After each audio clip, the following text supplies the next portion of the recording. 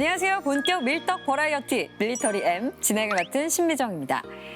한자로 장인공에 군사병을 쓰는 공병은 그게 전방 야전 현장에서 전투를 지원하는 전투공병과 또 각종 시설물의 건설을 맡는 시설공병으로 나눌 수 있는데요.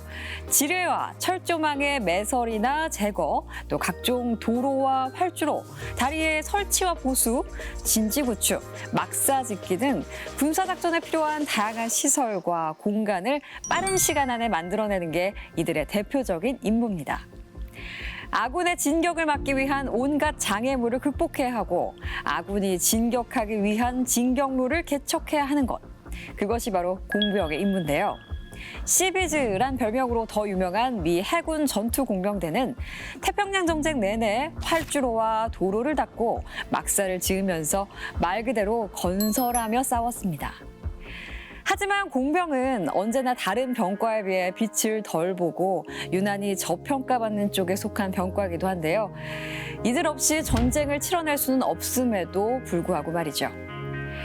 전장에 누구보다 가장 먼저 들어가고 가장 나중에 나오며 또 너무나 중요하지만 세간에는 잘 알려지지 않은 공병. 오늘 밀리터리 M에서는 이러한 공병과 공병 장비의 활약에 대한 이야기를 나누려고 합니다. 밀떡에 의한 밀떡을 위한 본격 밀떡 버라이어티 밀리터리 M 지금부터 시작합니다.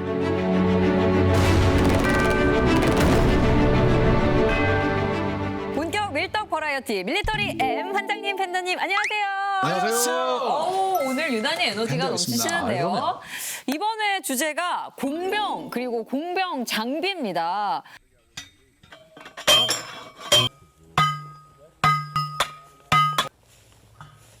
사실 이런 것까지 우리가 다룰 줄이야. 공병은 전면에서 싸우는 군인이 아니다 보니까 사실 저도 쉽게 떠올리지는 못했거든요. 그렇죠. 근데 이 공병의 임무 중에는 이 총알이 빗발치는 상황에서 이 지뢰나 폭발물을 제거하는 역할까지도 포함이 됩니다. 즉 실전에서 절대 빠질 수 없는 중요한 전투 병과 중에 하나인 셈이죠. 오, 그동안 많이 생각을 못했는데 과연 오늘 어떤 이야기들을 나누게 될지 기대가 많이 됩니다. 먼저 이 전술 교량에 대한 이야기를 좀 해볼 텐데요. 교량이면은 다리, 네, 무기가 아니잖아요. 그러니까 직접 적을 공격하기 위한 장비는 아닙니다만 이게 전쟁을 하려면 사람도 뭐 장비도 물자도 이거 이동해야 되지 않습니까? 왔다 갔다 해야죠. 왔다 갔다 해야죠. 이동해야 하다 보면은 하천도 있을 테고 여러 지역을 극복하기 공병용 장비가 무기 못지않게 굉장히 필요합니다. 아, 그렇죠. 그렇죠. 이게 뭐 보충을 하자면 이 부대가 이동할 통로가 중요하다는 거 사실 아군만 아는 게 아니라 이미 적군도 알고 있다고 봐야겠죠. 그래서 이 전쟁을 할 때는 상대의 이동을 방해하기 위해 다리를 끊어버리는 경우가 많죠. 뭐 전쟁 중에 반드시 건너가야 할 곳에 다리가 없는 경우도 뭐 비일비재하고요. 그러니 공병 부대에게 다리를 컨트롤할 수 있는 능력은 굉장히 중요할 수밖에 없습니다. 근데 예전에 왜 이렇게 군대 체험하는 군대 가는 예능 프로그램에서 물에 뜨는 뭔가 뭐라고 설명해야 될지 모르겠는데 그거를 다 이어가지고 다리를 만드는 걸 봤는데 안 하더라고요. 아니 그게 바로 리본 부교예요. 리본 부교. 그것도 한 200억 정도. 비싸. 그러니까 동서고금을 막론하고 이게 얼마나 기술 집약적인 군대인지를 확인할 수 있는 척도가 공병의 발전 정도입니다. 그러니까 고구려와 수나라가 맞붙었던 여수대전 당시에 요와 도화를 위해 수나라 공부상서 우문계가 부교 3개를 만들었어요. 부교 만들어서 뚝 해서 딱 올려놨는데 당시 기술로는 최신 기술로 만든 이 부교가 고구려군을 정말 보기에는 정말 당혹스럽게 만들었었죠. 야, 이렇게 강을 이렇게 넘어오는 거야? 그랬는데 이게 정보의 오류 때문인지 어떤 착각 때문인지 다리가 월을 한 사람 키만큼 짧았던 겁니다. 이 때문에 수나라 장수 맥철장이 죽었어요. 그리고 수나라군이 많이 이렇게 빠져 죽은 거예요. 화살 맞고. 다리가 짧았다는 걸 그제 알아챈 수나라가 이 다리 3개를 회수해가지고 이틀 만에 개수합니다. 그런 다음에 다시 도하작전 이걸 다시 올려요. 그런 다음에 고구려군을 대패시켜버립니다. 다리를 잘 만드는 게 중요하네요. 중요합니다. 그러니까 전쟁에서는 시간이 생명이고 공병에게도 시간이 생명입니다. 그래서 과거에는 유화를 건넜던 수나라 군대만 하더라도 사람과 말 정도의 하중만 견디면 됐거든요. 하지만 이게 산업시대, 산업화가 시작되지 않습니까? 산업혁명이 일어났어요. 트럭이 나오고 전차가 나오면서 임시 교량을 쓰기 어려워졌습니다. 무거운 애들이 많이 나왔거든요. 그렇죠. 말보다 장갑차가 더 무겁죠. 활보다 대포가 더 무겁죠. 아유, 무거워요. 그렇죠. 그래서 2차 대전 때 이 공병들을 위한 무기가 등장했는데 그게 바로 오늘의 주제인 조립교입니다. 조립교 말만 들어도 이해가 쫙 되네요. 레고 블록처럼 찬찬찬찬 끼우는 것 같은데 이름만 보면 뭐 쉬워 보이는데 왜 2차 대전에나 돼야 등장했을까 싶거든요. 뭐 19세기나 그 전에는 왜 안 나왔을까요? 이게 두 가지 정도 이유가 있습니다. 일단 무거운 전차 같은 장비가 통과하려면 매우 튼튼해야겠죠. 그래서 이 고강도의 고장력 금속 부품들을 대량으로 생산할 수 있어야 했는데 이런 기술은 20세기 이후에나 등장했죠. 아하. 네, 또 다른 이유는 네. 이 조립교에 대한 필요성이죠. 1941년에 영국은 미국과 함께 유럽에 상륙하려 하면 독일이 후퇴하면서 교량을 부술 거라고 이런 판단을 내리게 돼요. 독일 본토만 따져도 배로 운송이 가능한 운하의 길이만 7,476km나 됐어요. 이야. 이 수많은 하천을 전부 극복할 수를 만들어야겠다는 생각 안 하면 그게 이상한 거죠. 아하. 필요가 결국은 수단을 찾게 되는 건데요. 그러면 이거 누가 만들었나요? 여기서 등장하는 인물이 바로 도널드 베일리라는 영국의 기사입니다. 기사요? 건축 기사, 토목 기사, 그 기사요? 네, 설계 기사기도 했어요. 네. 네, 그런데 조립교 개발의 공로로 이렇게 기사 자기가 아, 기사 자기 나이트. 나이트. 진짜 기사네요. 네. 그렇죠. 근데 이 양반이 실제로 그 기사 자기를 받을 만했죠. 그 조립교의 이름마저 그 개발자의 이름을 따가지고 베일리 브릿지라고 붙일 정도였으니까요. 벨리 브릿지. 건축 설계 기사인 베일리는 전쟁 중에 도화형 장비를 연구하다가 기발한 아이디어를 하나 내놓습니다. 일단 다리를 지을 곳에 연장 추지 구절이라는 게 구조를 설치해요. 네. 그런 다음에 자재를 조립해서 장관이라는 철골 구조를 만들고요. 이걸 쭉쭉쭉쭉쭉 연장 추지 구절에 끼워요.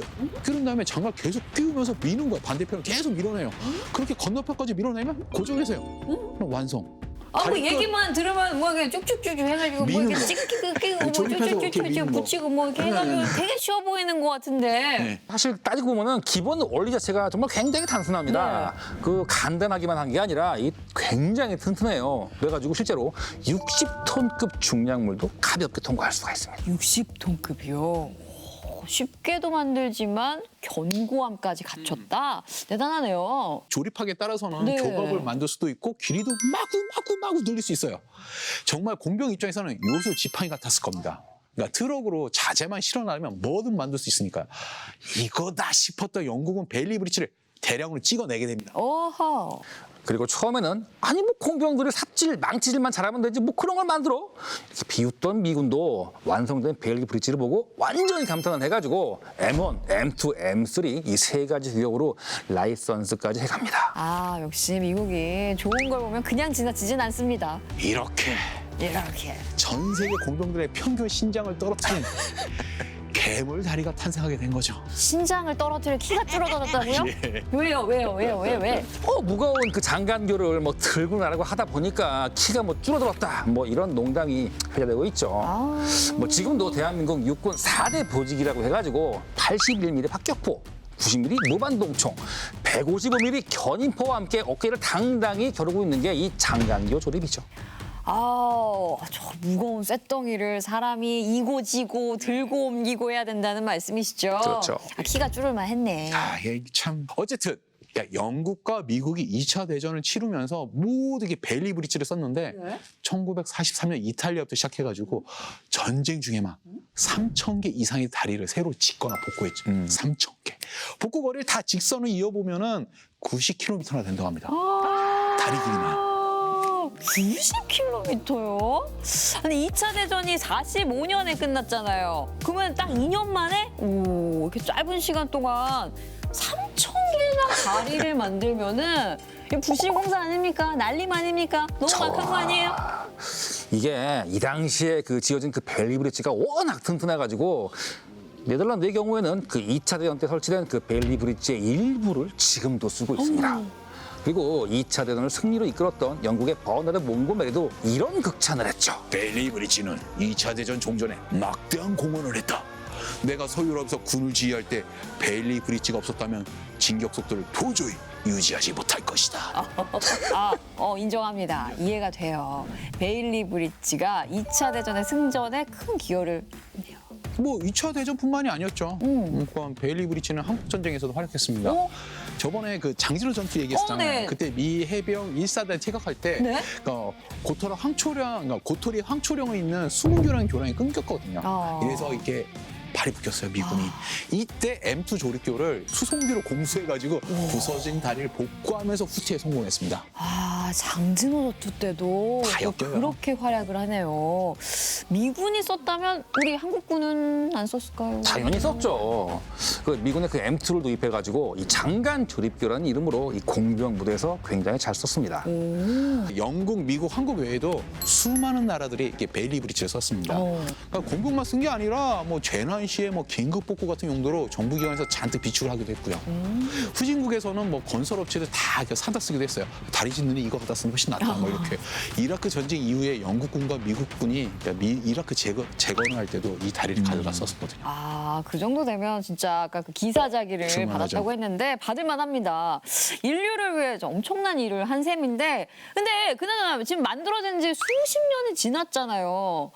이쯤 되면 정말 장수만세. 장수만세. 지난주에 이어서 지난주에 노병 장수만세. 계속된다. 노병 계속. 하지만 여기서 이 생각지도 않은 문제점이 부각됩니다. 문제점. 이 벨리 브리지는 수명도 길고 튼튼하고 뭐 다 좋은데 이게 군대 입장에서 보면은 그게 다 군살이거든요. 이게 그러니까 수십 년을 버티는 건 민간 업체가 만든 그 다리의 덕목이죠. 하지만 전쟁 때는 조금 덜 튼튼하더라도 더 가볍고 더 빨리 설치할 수 있는 쪽이 낫다고 볼 수가 있죠. 아, 근데 뭐 가볍고 빠르고 이런 것도 중요하긴 한데 그래도 뭐니 해도 튼튼한 게 제일 중요한 거 아닌가요? 아니 뭐 튼튼한 게 필요하면은 네. 베일리 브리치가 재고가 너무 많아요, 진짜. 재고가 많아요. 실제로 2차 대전 때 너무 많이 만들어 놔가지고 민간이가 불화하거나 녹여가지고 재활용할 지경이었어요. 그래서 뭐 베일리 브리치보다 더 빠르게 설치할 수 있는 좀 조립 교부가 시작된 거죠. 이번에도 또 영국이에요. 또 연구. 예. 이번에는 베일리 브리치와 비슷한 조립교를 만들 때 잠깐 다이어트 좀 하자. 살 좀 빼자. 초점을 다이어트에 맞췄습니다. 아, 너무 무거웠다. 무거웠다. 아, 저거군요. 네. 확실히 아까에 비해서 날렵해졌습니다. 가벼워 보여요. 예, 튼튼함 대신에 그 경량화를 추구했죠. 알루미늄 합금을 주 재료로 쓴 덕분에 부품의 평균 중량이 170에서 190kg 사이였습니다. 이 부품의 평균 중량이 300kg 그 왔다 갔다 하는 그 베일리 브리치와 비교하면은 거의 한 3분의 2 수준으로 감량에 성공한 셈이죠. 네, 뭐 튼튼한 것도 튼튼해야 되잖아요. 그렇죠. 근데 군에서 지금 쓰고 있다는 게 그 자체가 증거죠. 그렇구나. 쓸만하구나 한 거죠. 가벼워진 만큼 부피도 더 작아지고 뭐 체결 방식도 개선돼가지고 설치 시간이 확 줄어들었습니다. 그러니까 전체 설치 속도를 비교하면 베일리 브리치보다 한 4배에서 6배 이상 빨라졌어요. 많이 빨라져. 그렇죠. 그래도 이게 60톤 이상의 무거운 전차도 이게 통과할 만큼 튼튼합니다. 신형 보강제를 쓰면은 이게 70톤 이상도 이제 가능하거든요. 대신 예상대로 베일리 브리치처럼 반영구적으로 쓰지 못합니다. 가격도 이게 또 훨씬 더 올라갔고. 아무튼 영국이 1971년에 이 신형 조립교를 그 MGB라는 이름으로 채택을 합니다. 이것도 굉장히 평가가 좋아서 미국을 포함한 나토 국가들이 뭐 너도나도 다 뭐 사갔죠. 한국도 이 주한 미군이 사용하는 걸 보고 간편 조립교라는 이름으로 도입을 했는데 그 얼마 전에 그 태풍 때문에 그 인제군에 있는 다리가 망가졌을 때도 이 간편 조립교로 복구를 했습니다. 그랬군요. 저거 예, 저 뉴스에서 본 기억이 납니다. 뭐 이렇게 보니까 공병이 다리를 놓는 게 얼마나 빠르고 그만큼 얼마나 대단한지 실감이 좀 가는데요. 사실 뭐 보통 다리를 세운다면 빨라도 뭐 몇 달 정도는 걸릴 텐데 저거는 뭐 금방 뚝딱 다리를 하나 만들어내니까요. 그렇죠. 이게 올 8월의 일인데요. 집중호우로 마을의 그 유일한 진출입로가 끊겨진 상황이었어요. 이제 이게 서하면 주민들을 위해 가지고 상군단 예하 제3공병여단이 간편 조립기를 이렇게 들고 갔어요. 그래서 길이 45.7m, 폭 4.1m짜리를 몇 시간 만에 만든지 아세요? 3시간. 우와. 3시간. 3시간이요? 오, 역시 대한민국 군인들 정말 대단합니다. 사실 그동안은 잘 몰랐는데 다리가 얼마나 중요한지 또 이렇게 얘기를 나눠보니까 확 느낌이 오는데 근데 이렇게 전 세계 공병의 다리는 MGB로 딱 통일이 된 건가요? 하지만 이게 그 MGB에 만족하지 못한 사람들이 당연히 생겨날 수밖에 없었죠. 이거로는 안 된다. 이거는 안 된다. 그러니까 베일리 브릿지보다 MGB가 간편해요. 네. 제작이 빠른 것도 맞고요. 하지만 이거 어디까지나 이게 베일리 브릿지에 비교할 때였죠. 그러니까 천천히 설치해도 되는 경우에는 뭐 베일리 브릿지나 뭐 MGB도 괜찮아요. 하지만 뭐 한시라도 빨리 뭐 40m 정도 되는 다리가 뭐 하천 건너편에 건너 딱 올려놓고 전차를 빨리 진격시켜다니는 그런 상황이 있지 않겠습니까? 그렇죠. 이러면 곤란해지는 거죠. 감이 한 3시간씩 못 기다린다는 거죠. 그래서 현대적인 다리 건설법을 응용하기로 했습니다. 아니 근데 우리 진짜 뭐 네로라는 건설 회사에서 다리 하나 올리는데도 최소 뭐 반년, 뭐 1년 뭐 이 정도는 걸리지 않아요? 그렇죠. 이게 약간 좀 차이점이 있는 게 이 민수용 장비를 그대로 쓰는 건 아니고요. 최신 공법 중에 그 프리캐스트 세그먼트 공법, 즉 PSM 공법이라는 게 있습니다. 이름부터 조금 어렵습니다. 이 뭐 간단히 설명을 하자면 이 박스 거더라고 불리는 이 콘크리트 블록을 교각 위에 그냥 쭉쭉 이어가지고 설치하는 방식입니다. 그러니까 이미 완성되어 있는 블록을 연결시키는 방식이기 때문에 다른 공법보다 뭐 다리를 건설할 수 있는 속도가 압도적으로 빠를 수밖에 없죠. 이 얘기를 들어보면 되게 쉽거든요. 쉽게 얘기해서 블록. 그냥 블록 차곡차곡 이렇게 밀어내는 거잖아요. 완성되어 있는 걸 그냥 쭉쭉 올리는 쭉쭉 거예요. 올리고. 뭐 괜찮은데? 예, 영국에서도 이걸 조립교에서 한번 써보면 어떨까? 요 생각을 하게 된 거죠. 영국이 생각한 신형 조립교는 이 PSM 공법의 밀리터리 버전입니다. 일단 런칭 크레인 차량이 다리를 설치할 장소에 도착합니다. 그리고 건너편에 향해서 크레인을 늘립니다. 크레인 부분 또 조립식이라 가지고 늘리고 뒤에서 조립해서 늘리고 이렇게 반복해서 늘리면 30에서 50m까지 쭉쭉 늘릴 수가 있는 거죠. 이게 뭐 물론 이 군대에서는 뭐 콘크리트 블록을 쓸 수는 없죠. 너무 무거우니까. 대신에 이 금속재 좀 가벼운 모듈을 씁니다. 일단 엄청나게 튼튼한 금속판이 있고요. 여기에 그 좌우로 박스형 프레임이 힌지로 연결되어 있습니다. 그래가지고 이 차에 싣고 다닐 때는 이 박스를 판 밑으로 접어놨다가 설치할 땐 옆으로 쫙 펼쳐가지고 차폭보다 넓게 변진시키는 거죠. 이게 이 블록을 구절에 사서 밀어 보내는 거예요. 이렇게. 네. 뒤에 또 블록 끼고 밀고 끼우고 밀고 끼우고. 그러면 건너편까지 이어진 블록이 도착하겠죠? 그러면 다리를 내려서 고정한 뒤에 크레인을 다시 잡아당겨서 해체하는 겁니다. 그럼 짠! 저 보십시오. 다리가 저렇게 나오는 겁니다. 오. 별거 아닌 것 같은데 대단한데요. 근데 우리 베일리 브릿지나 아니면 MGB 같은 경우는 트러스 같은 게 있었잖아요. 근데 이거는 솔직히 말하면 약간 허접해 보이기도 하고 이게 과연 튼튼할까 싶거든요.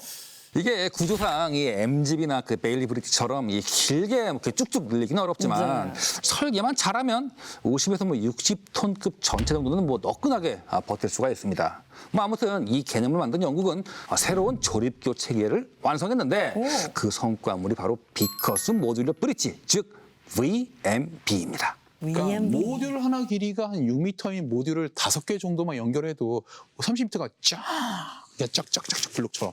그리고 중간에 교각이나 뭐 부유 교각을 설치할 수 있다면 더 길게 만들 수도 있고요. 무엇보다도 대부분의 과정이 이게 자동화예요. 자동화요? 그렇죠. 이게 모듈을 뭐 연결하고 검사하는 건 사람이 할 일이지만 힘을 쓰는 건 크레인 같은 장비가 다 하죠. 그래서 이 장비 조작에 필요한 인원 한 8명 정도로도 가설이 충분히 가능하고 이 전체 설치 시간도 90분 이하입니다. 1시간 반. 1시간 반. 인제군에 MGB를 설치해준 우리 장병들 보면 수십 명이 다리에 붙어서 3시간 정도 정말 열일하셨는데 8명이 90분이요. 1시간 반? 근데 이렇게 좋다는 얘기는 또 비싸지 당연히 않겠어요? 그렇죠. 야, 이 프로그램 오래 하셨어요, 이제. 야, 비싸. 야. 좋은 건 비싸다. 좋은 건 비싸. 군대 또 비싸. 정말 많이 비쌉니다. VMB 같은 건 정말 급한 곳에서. 그럴 때만 쓰는 거죠. 긴급 가설을 한 뒤에 나중에 여유가 되면 MGB나 베일리 튼튼하고 싸고 튼튼한 거 갖다 올리는 거죠. 뭐 아무튼 뭐 영국이 이렇게 뭐 군용화된 뭐 PSM 공법의 그 유용성을 입증을 한 이후에 세계 각국에서 이와 비슷한 장비들을 뭐 너나 나눠 뭐 개발하기 시작했죠. 네, 지금까지 중에서 가장 기계화되고 가장 간편한 것 같은데 이거 좋아 보이는데 우리나라에는 도입 안 되나요? 뭐 한국도 차기 전술교량이라는 이름으로 뭐 연구하고 있습니다. 도입이 완료되면 뭐 간편 조립교나 뭐 장관 조립교를 설치하는 부담이 조금 이게 좀 덜어지겠죠. 그렇겠네요. 근데 뭐 요즘 군대 가는 예능 프로그램 뭐 다시 등장하고 있습니다만 그때도 기억나는 문구가 전쟁의 시작과 끝은 우리가 책임진다. 기적의 공병부대. 공공부대. 오늘 공병 대한 얘기를 하다 보니까 진짜 그 말이 참 트루. 참 트루. 정말 사실입니다. 그러니까 군대 조직 중에서 어느 하나 중요하지 않은 곳이 없죠. 네. 오늘 새롭게 알게 된 공병 덕분에 이제부터는 뭐 차를 타고 지나가다가도 다리들 저게 혹시? 라고 좀 유심히 살펴보게 될 것 같은데요. 지금까지 공병 장비에 대한 이야기 나눠봤고요. 이어서 총에 대한 심층 분석 토크를 이어갑니다.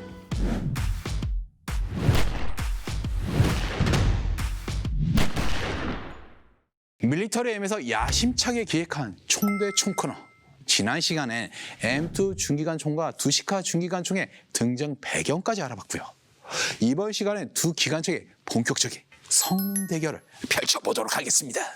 사이즈가 넉넉한 중기관총인 만큼 이 비교할 점도 상당히 많을 것 같은데 뭐 바로 본론으로 넘어가시죠.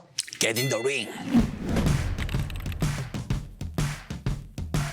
첫 번째 라운드 두 중기관총의 작동 메커니즘을 비교 분석해 보도록 하겠습니다. 자, 우선 M2 중기관총부터 시작해 주실까요? 좋습니다. M2 사격 장면을 보시면 발사 때마다 저 굵직한 총열이 앞뒤로 왔다 갔다 합니다. 뭔가 연상되는 거 없습니까? 이게 뭐 총이 원체 크다 보니까 반동 흡수 차원에서 뭐 대포나 전차포처럼 이 주퇴복자 기능 뭐 이런 걸 다루는 것 같은데 맞나요? 주퇴 복자 기능을 보기에는 이게 왕복거리가 너무 이게 좀 짧죠? 아, 그렇네요. 그럼 저렇게 짧게 후퇴하는 이유가 뭡니까? 지난번 총대총 18에서 환장님이 1912 피스톨의 쇼트 리코일 작동 방식에 대해 열심히 설명해 주셨지 않습니까? 그렇죠. M2 중기관총도 1912 피스톨과 동일한 원리의 쇼트 리코일 방식으로 작동됩니다. 좀 더 쉽게 풀어서 설명을 좀 해주시기 바랍니다. M2는 기관총 아니겠습니까? 그렇죠. 방아쇠만 당기면 총알이 연발로 나가야 한다, 요겁니다. 즉, 약실에 있던 탄이 발사되고 빈 탄피가 추출되고 새로운 탄이 약실에 장전되는 과정이 지속적으로 이루어져야 하는데 M2는 1912 피스톨에 사용됐던 쇼트 리코일 메커니즘을 이용해서 이 과정을 반복한다. 이겁니다. 복습 차원에서 1912 피스톨의 작동 방식에 대해 핵심만 간단하게 설명해 주시죠.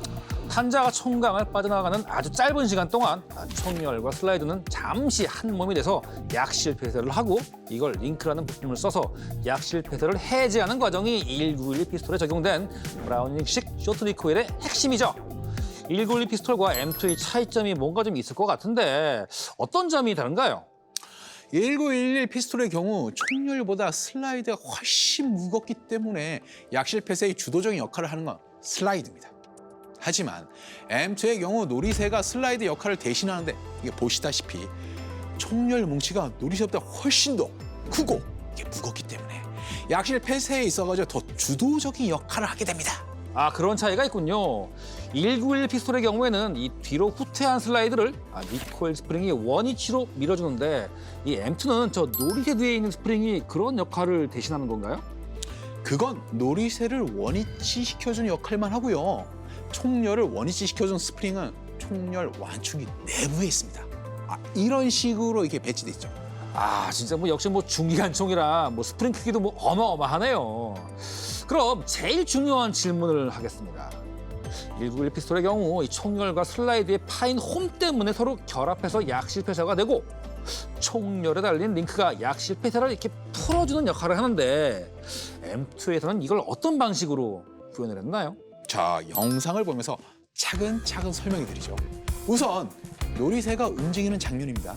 잘 보시면 노리쇠가 뒤로 후퇴할 때 총열과 연결된 총열 연장보다 뒤로 살짝 후퇴했다 앞으로 전진하는 게 이게 보이시죠?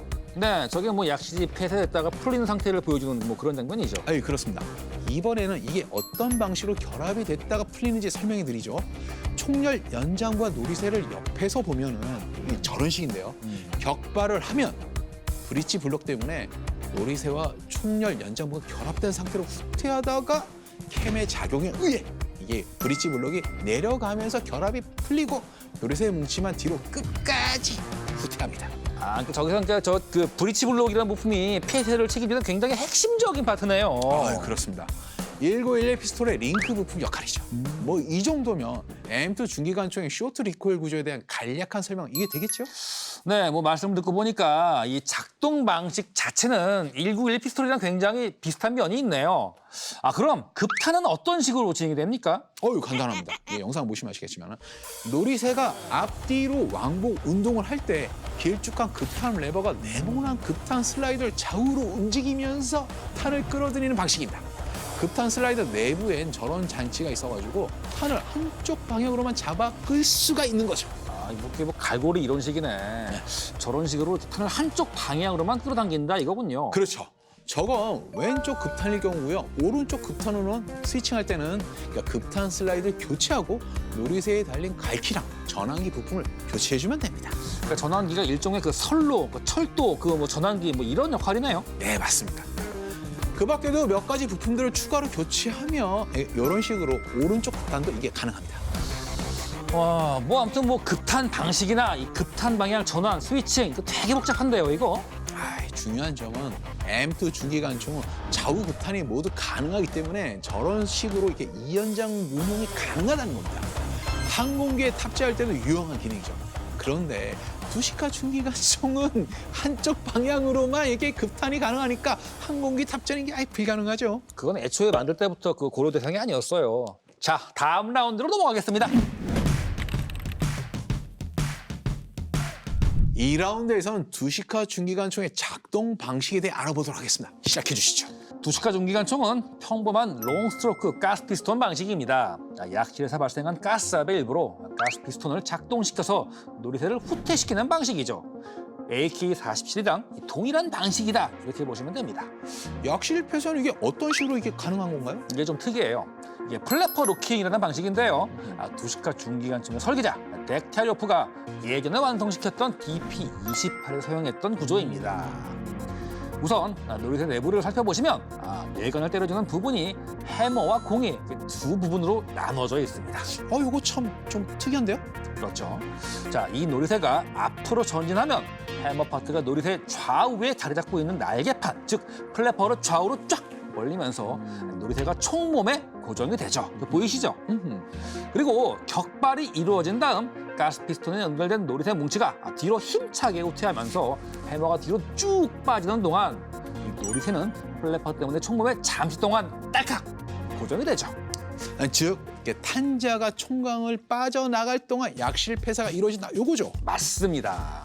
그리고 이 놀이새 뭉치 아래쪽에 저런 식으로 이렇게 홈이 파여 있기 때문에 해머가 뒤로 살짝 후퇴하면 이 플래퍼가 이렇게 안쪽으로 쫙 오므라들면서 약실 폐쇄가 풀리고 놀이새와 이 놀이새 뭉치가 뒤로 끝까지 후퇴하게 되는 거죠. 간단하죠? 저게 그러면은 실물 해머랑 플래퍼 이게 맞나요? 네네. 생각보다 이게 좀 큰데요. 뭐 미군의 뭐 59형탄보다 훨씬 강력한 12.7mm 쏘려면 뭐 저 정도 크긴 해줘야겠죠. 글쎄요, 이게 사용탄 얘기는 다음 라운드에서 자세히 따져보기로 하고요. 마지막으로 급탄 방식에 대해서 이게 설명해 주시죠. 이게 M2보다 훨씬 단순하고 확실합니다. 어라? 이건 딱 리볼버 실린더인데요? 그렇습니다. 그럼 저 실린더 어떻게 돌려줍니까? 자, 영상 보시면은 이 가스 피스톤이 왕복 운동을 할 때 저 스패너처럼 생긴 부품이 함께 이렇게 딸락딸락 연동하면서 실린더를 돌려주는 거죠. 쉽게 말해서 리볼버 방아쇠를 가스압의 힘으로 연속적으로 이렇게 당겨준다 이렇게 생각하시면 됩니다. 실제 사격 영상을 보여드리자면 한눈에 이해가 되실 겁니다. 보시죠. 이게 참 러시아 무기답게 확실히 단수 명료하네요. 그죠? 다음 라운드로 넘어가 보겠습니다. 3라운드 사용탄 대결을 시작하도록 하겠습니다. 두 가지 탄 모두 59경, 즉 12.7mm로 동일한 만큼 미군이 사용하는 건 59경차, 그러니까 러시아가 사용하는 건 12.7mm 탄으로 구분해서 이렇게 부르도록 하겠습니다. 좋습니다. 사진에서 보시다시피 12.7mm 탄은 59형 탄보다 탄피가 약 한 9mm쯤 더 길고 탄피의 형상도 미묘하게 다르죠. 그래서 전혀 호환이 안 되기도 할 뿐더러 운동 에너지도 훨씬 강력합니다. 이게 탄자 지름만 이게 동일하고 나머지는 완전히 다른 탄이다. 요거죠? 탄자 지름도 미묘하게 다르죠. 그 부분은 우리 시청자분들을 위해서 좀 자세하게 설명해 주시기 바랍니다. 자, 탄자 구경이 12.7mm라는 건 탄자의 실제 지름이 12.7mm라는 얘기가 아닙니다. 총각 내부에 새겨져 있는 강선은 랜드라 부르는 강선 등과 그루브라 부르는 강선 홈 구조로 이루어지는데 우리가 보통 구경이라고 말하는 건 이 강선 등과 강선 등 사이의 거리입니다. 그럼 59경 탄자의 실제 지름은 12.7mm보다 좀 크겠네요? 그렇죠. 59경 탄자의 실제 지름은 0.5인치보다 약간 큰 0.51인치, 즉 13mm고요. 12.7mm 탄자의 실제 지름은 12.98mm. 좋습니다. 그럼 59경 탄보다 훨씬 강하다는 12.7mm 탄의 위력은 어느 정도나 됩니까?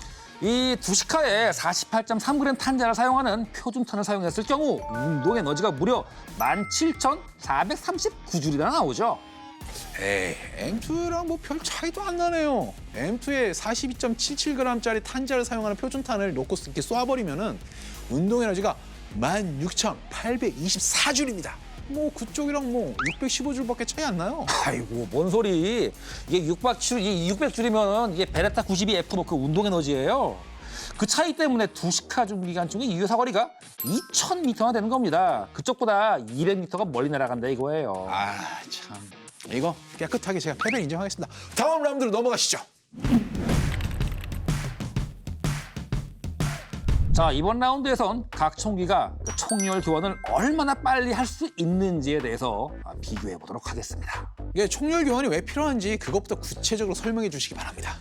두시카나 M2처럼 강력한 대구경탄을 지속적으로 발사하는 기관총들은 총열에 무리가 많이 갈 수밖에 없습니다. 그래서 신속한 총열 교환 가능 여부가 총의 성능을 결정짓는 굉장히 중요한 요소가 될 수밖에 없죠. 이걸 구체적으로 설명드리자면 격발 전에 총열 온도가 7도였는데 100발을 쏘고 나면 190도까지 올라갑니다. 그리고 200발까지 쏘고 나면 318도. 300발까지 쏘면 388도. 그러니까 400발쯤 되면은 이게 413도까지 올라갑니다. 총열이 이렇게 과열되면 중력에 의해서 총열이 이렇게 미세하게 쳐지게 되고 이 상태로 계속 탄을 쏘면 강선이 쫙쫙 깎여 나가면서 이 명중률이 엉망이 되는 건 물론이요.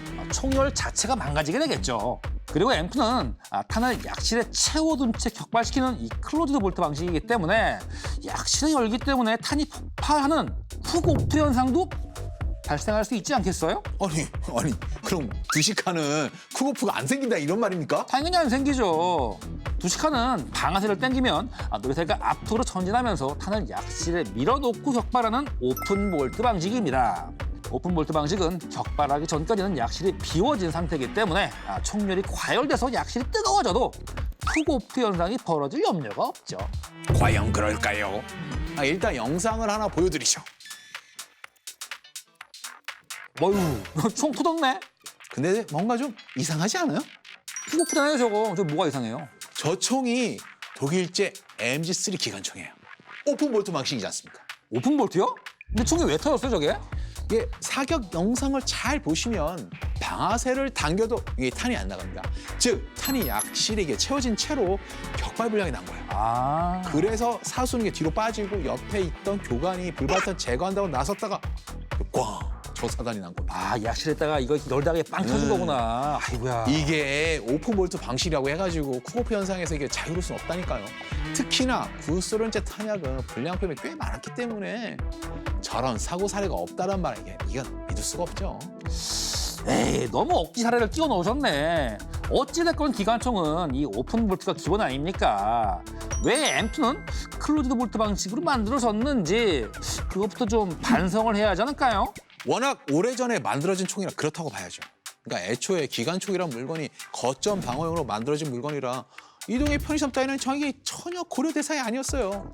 그래서 맥신 기관총이나 이걸 바탕으로 만들어진 영국의 비커스 기관총이나 독일의 MG08 같은 이런 모든 기관총들이 당시에는 모두 수랭식으로 만들어졌죠.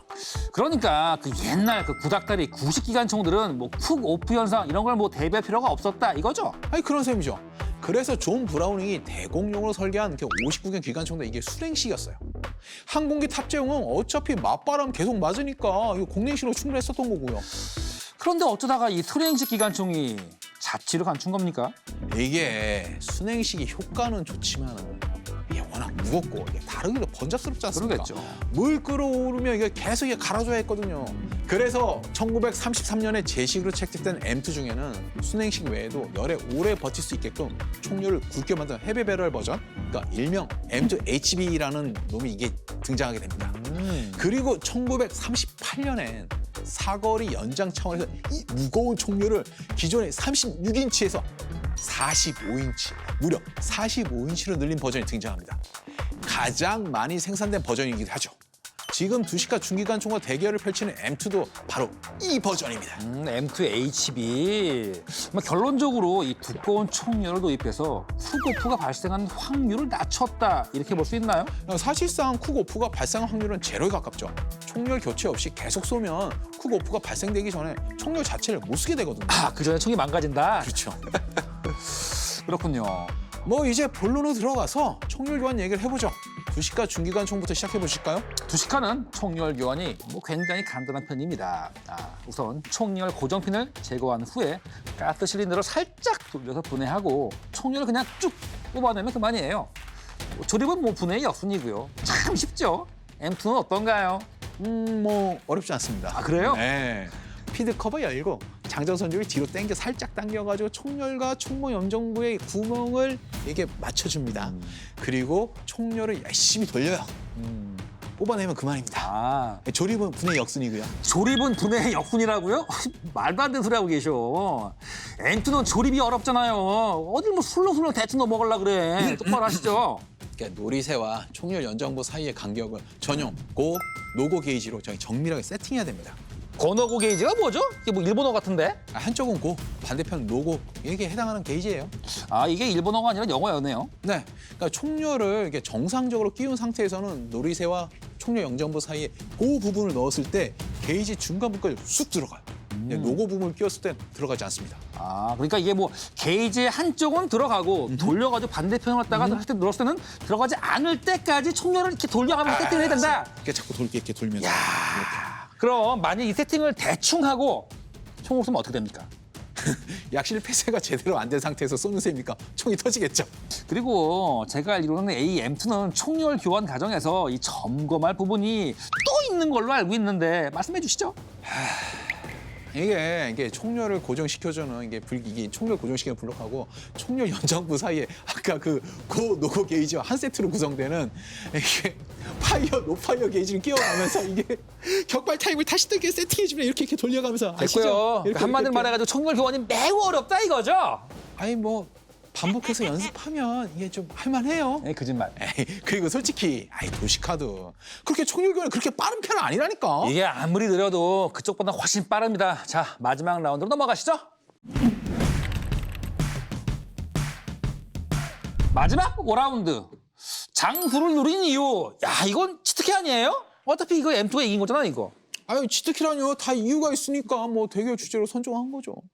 사실 M2는 두시카에 비해 가지고 사용탄의 위력이나 총열 교환 속도 면에서 뒤처졌음에도 불구하고 미국을 비롯한 세계 110개국에서 현역으로 사용 중입니다. 두시카는 몇 개국에서 사용됐습니까? 한 90개국 정도입니다. 제법이네요.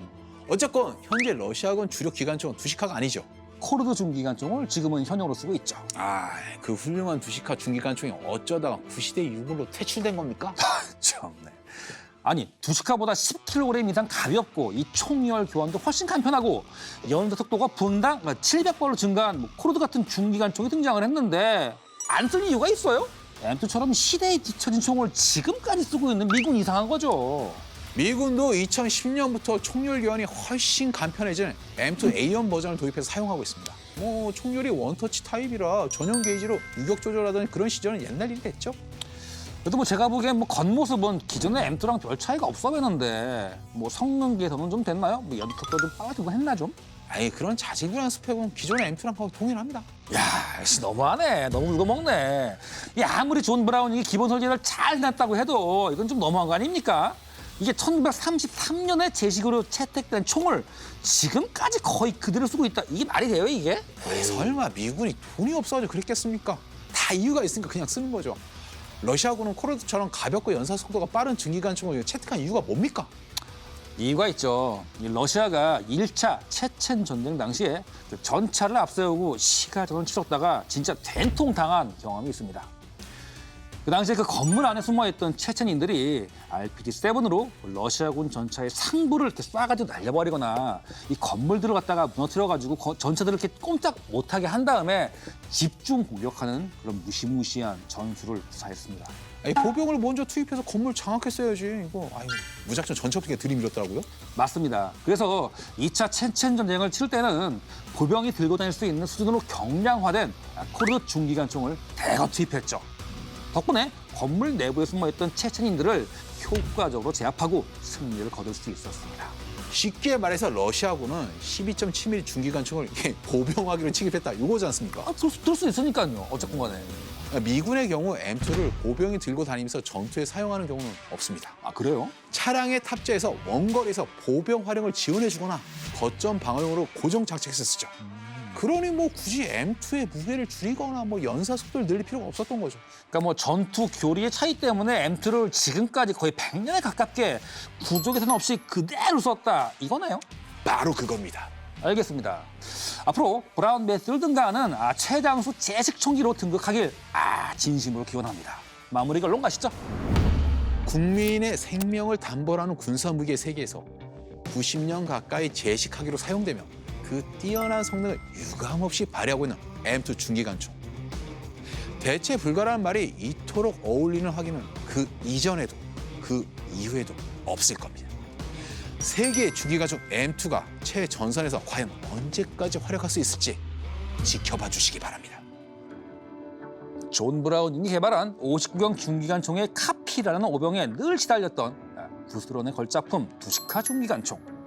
하지만 M2보다 훨씬 단순한 구도를 바탕으로 보다 강력한 화력을 보유하고 있었기 때문에 수많은 분쟁 지역에서 그 위력을 발휘했고 거듭된 실전 경험과 개량을 통해 M2를 능가하는 코르드 중기관총으로 진화를 할 수가 있었습니다. 중기관총의 잊혀진 강자 두시카를 꼭 기억해 주시기 바랍니다. 현역 최장수 중기관총 M2 대 구소련의 걸작품 두시카 중기관총.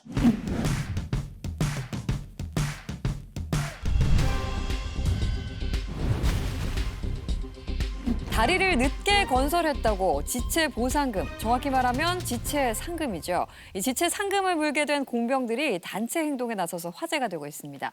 관급 공사에서는 준공 기한을 명시하고 이 기한을 어기면 손해배상 성격의 지체 상금을 물어야 하는 게 일반적인 형태긴 한데요. 자, 팬더 기자, 어쩌다가 영국 공병들이 지체 상금을 물게 된 건가요? 예, 사건은 2차 세계대전이 한참이던 1944년 9월. 마켓 가든 작전 당시까지 거슬러 올라갑니다. 네. 그러니까 에인트호븐 북쪽에 자리한 쏜 다리가 독일군에게 폭파됐는데 이를 복구하라는 공사 지시가 내려왔고 영국 공병이 이를 시간 내에 완수하지 못하면서 시작됐습니다.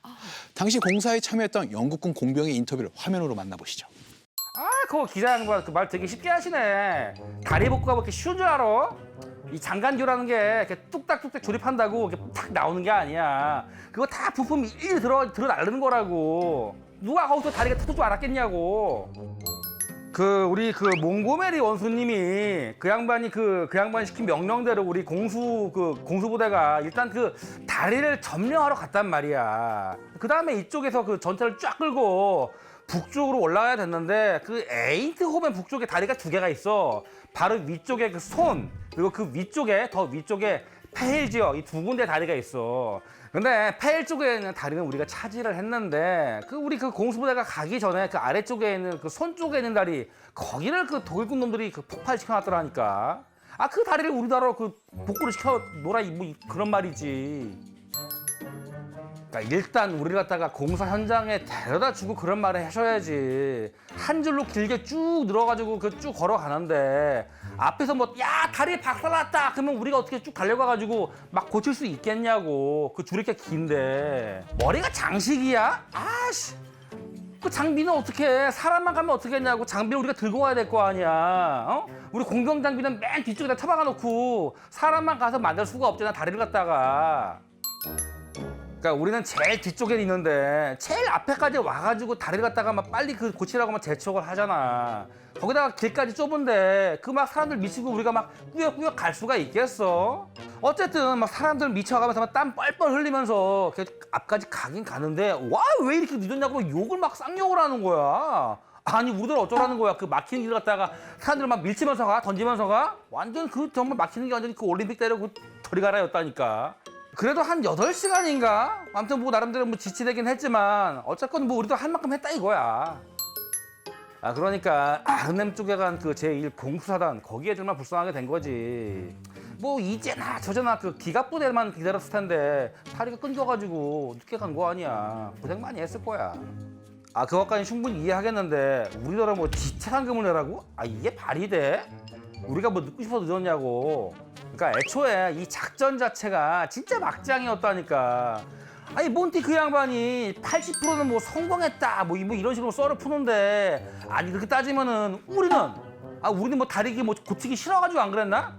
너무 힘들었잖아. 그 줄 얼마나 길고 그 장비 들고 막 땀 삐질삐질 흘려가면서 막 사람 밀치고 가는 그게 쉽겠냐고. 들어보니까 공병들도 불만이 많은 것 같은데요. 아, 그렇습니다. 네. 지휘부, 특히 버나드 몽고메리가 입안한 마켓 가든 작전 자체가 무리였다는 불만이 일선 병사들 사이에서 공공연하게 퍼지고 있습니다. 이 애초에 공병들의 문제라기보다는 안일한 작전 입안이 현장 상황과 맞지 않았던 게 아닌가라는 생각이 드는데요. 공병에게 지체 상금을 청구할 게 아니라 몽고메리 원수가 사과하고 반성할 문제가 아닐까요? 아, 마켓 가든 작전. 사실 저희가 초반에 얘기를 했었던 그렇죠. 기억이 나는데 하늘에서 빵이 빵이 내려오죠. 내려오면 기억하시네요, 정말. 이 뭐 영국군의 만나 대작전, 뭐 미국에서 뭐 먹보 대작전, 뭐 이게 식료품 공수 작전이었죠. 그게 바로 마켓 가든 작전 실패 직후에 있었던 일이죠. 아, 네, 그때도 실패한 작전이다 하셨던 것 같은데 어떻게 된 건가요? 예, 그 당시 전쟁이 거의 뭐 막바지로 뭐 치닫고 있던 상황이었습니다. 이때 몽고메리에게서는 벨기에의 그 앤트워프를 점령한 연합군이 네덜란드의 에인트호번을 거쳐서 아르넴까지 뚫으면 곧바로 독일의 그 평야 쪽으로 쫙 내달려서 베를린으로 진격할 수 있다. 뭐 이런 거였죠. 그야말로 뭐 고속도로 개통인 셈이잖아요. 그렇죠. 그냥 잘만 되면 정말 순식간에 베를린으로 일찍이 쭉 갈 수 있는데 문제는 잘 안 됐으니까 안 됐어요. 이게 그 마켓 가든 작전은 그 진격로 곳곳에 놓여 있는 다리 7개의 그 공수부대를 투입하는 마켓 작전과 이렇게 뚫어놓은 길로 기갑부대를 진격시킨다는 그 가든 작전 2개를 한데 묶은 작전이었습니다. 마켓 작전하고 가든 가든 작전이 합쳐서 마켓 가든. 그렇죠. 마켓 작전으로 상당수 다리들은 이렇게 점령을 했는데 문제는 이게 초장이라 할 수 있는 에인트호벤 바로 북쪽에 소온 협곡에 다 놓인 다리들이 공수부대가 오기도 전에 독일군이 뚝딱 아이고. 부셔버렸어요. 그러니까 작전 목표 최북단이었던 아르넴 쪽으로 103km 정도 되는 거리를 계속 전진할 예정이었던 영국군 제30군단의 발이 묶여버리더라고요. 다리가 끊겨버리면서. 제일 먼저 아르넴으로 도착했던 영국군 제1공수사단이 지원군이 올 때까지 포위된 상태에서 거의 9일간 그야말로 피튀기는 혈투를 벌이면서 이렇게 버텼는데도 결국 제30군단은 목적지인 아르넴에 다다르지 못하게 되죠. 아, 도착을 못했고. 예. 영국군 제1공수사단은 투입 인원 전체에서 거의 20% 정도만 살아남을 정도로 거의 괴멸 상태까지 빠지게 됩니다.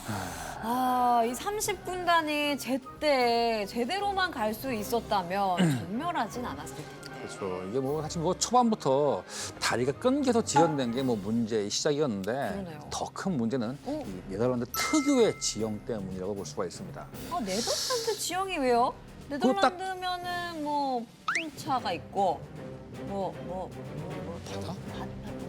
문화? 그렇죠. 이게 네덜란드가 그 해수면보다 낮은 땅에서 그 물을 퍼내려고 풍차를 이용했었죠. 그래서 나라에 그 풍차가 많을 수밖에 없고 운하도 상당히 많죠. 그리고 이 평지 쪽은 죄다 이 진흙탕이었기 때문에 갈 수 있을 만한 길이라고는 운하 제방 쪽에 있는 그 굉장히 폭 좁은 도로뿐이었죠. 여기로 1년 종대로 쭉 행군을 하고 있다고 와중이었는데 쭉 이렇게 종 들어가거든요. 다리 끊겼다 하면 아무리 이 상태에서 솜씨 좋은 공병이라 해도 부품 옮길 방법이 없으니까 이게 참 그러네요. 답답했던 거죠.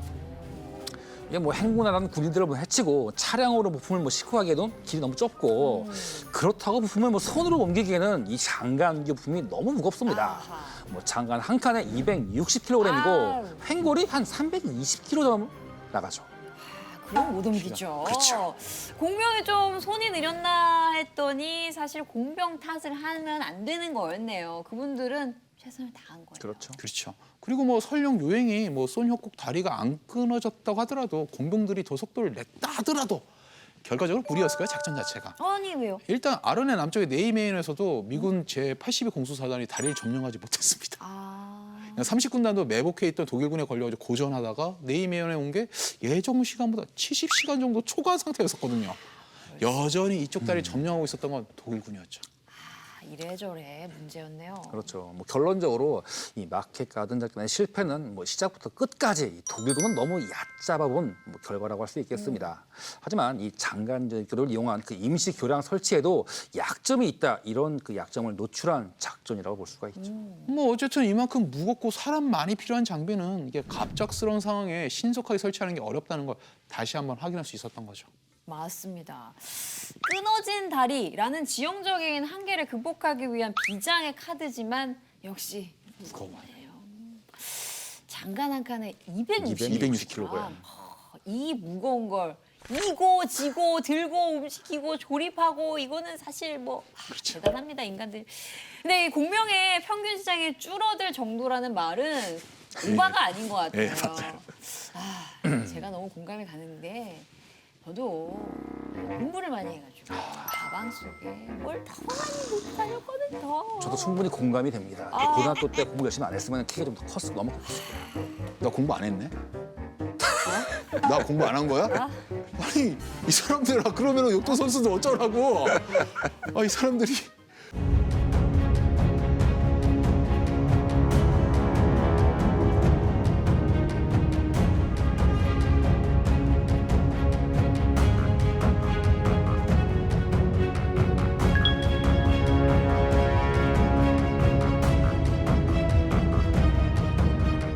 역사상 가장 유명한 공병을 꼽자면 많은 사람들이 로마군을 꼽을 겁니다. 로마군을 두고 로마는 곡괭이로 이겼다, 이렇게 말을 할 정도죠. 그렇죠. 이게 뭐 굉장히 유명한 말입니다. 약간의 그 변형판으로 로마는 병참으로 이겼다, 뭐 이런 말도 있는데, 병참선을 만들고 복구하는 것도 결국은 다 공병이란 걸 생각을 해봐야겠죠. 둘을 합쳐 로마는 곡괭이로 싸우고 병참을 이겼다, 이런 말도 돌죠. 근데 이 사실 이 말이 일본 작가가 쓴 로마 이야기라는 책 덕분에 일반 독자들에게도 널리 알려졌었죠. 네. 근데 이 말이 서양권에서는 이렇게 인용됩니다. 어? 곡괭이로 적을 정복했다. 훨씬 더 심플하네요. 네. 결국에는 공명 덕분에 적을 정복했다? 뭐 이 정도로 이해하면 될 것 같은데 이 말이 세간에 전해오는 말이 아니라 말한 사람이 따로 있는 거예요? 그렇습니다. 바로 그나이우스 도미티우스 코르불로 장군의 말입니다. 코르블로 어떤 인물인가요? 칼리굴라와 클라우디우스, 그리고 네로 황제의 시대를 살았던 그 장군인데요. 칼리굴라의 처남이고 훗날 황제가 되는 도미티아누스의 장인이기도 합니다. 아하. 이 아시아 쪽에 있는 파르티아와 아르메니아 땅에서 벌어진 전쟁을 승리로 이끌면서 굉장히 유명해진 인물이죠. 이 양반이 그 굉장히 훈련과 규례에 엄격했지만 병사들 사이에서 굉장히 인기가 좋았다고 합니다. 그리고 이 동쪽의 성공 이전엔 지금의 중북부 유럽이라 했을 때 게르마니아 쪽에서 케르스키족과 카우치족 반란을 이렇게 떠맡고 있었거든요. 이때 코르블로는 서기 47년에서 50년 무렵에 네? 라인강과 메이주강 지류 사이에 운하를 팔 것을 명령합니다. 이게 포사 코로블로니스, 그러니까 코로블로 운하라 불리는 운하입니다. 운하를 팔아. 그렇죠. 전쟁을 위해 운하를 파오라. 이분도 예사롭지 않은 것 같습니다. 왜 하필이면 운하였을까요? 이 역사가 타키투스는 그 목적을 이렇게 말합니다. 위험한 북해의 불확실성과 불안정성을 피하기 위해서였다. 실제로 이 운하의 길이는 7km, 너비는 대략 한 15m 정도였다고 합니다. 꽤긴데요. 이게 뭐 비유가 아니라 말 그대로 곡괭이질? 곡괭이질. 곡괭이질로 코르블로가 특별히 토목에 관심이 많았던 걸까요?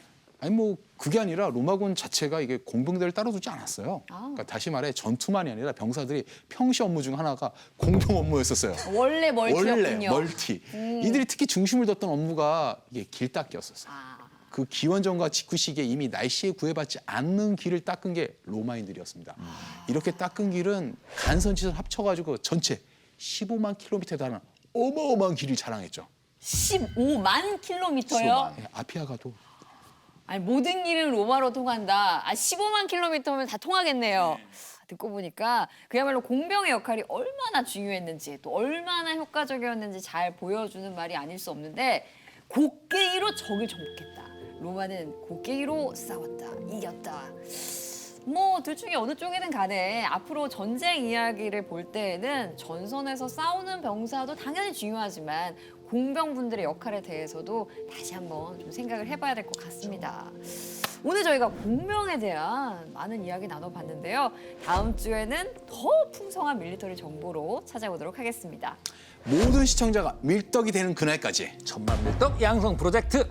밀리터리 M! 다음 시간까지 안녕히 계세요. 안녕히 계세요. 안녕히 계세요. 벙커버스터들의 역사와 종류에 관한 이야기를 나눠보려고 합니다. 탄을 말할 때 꼭 이게 빠지지 않고 등장하는 인물이 한 분 계십니다. 매드 사이언티스트. 다 날려버리겠다. 최강의 개인 방어하기를 가려라. 지금 바로 시작하겠습니다. 저작권 관리에 엄격한 것으로 유명한 디즈니의 이름을 미군과 영국군이 무단으로 사용해 문제가 되고 있습니다.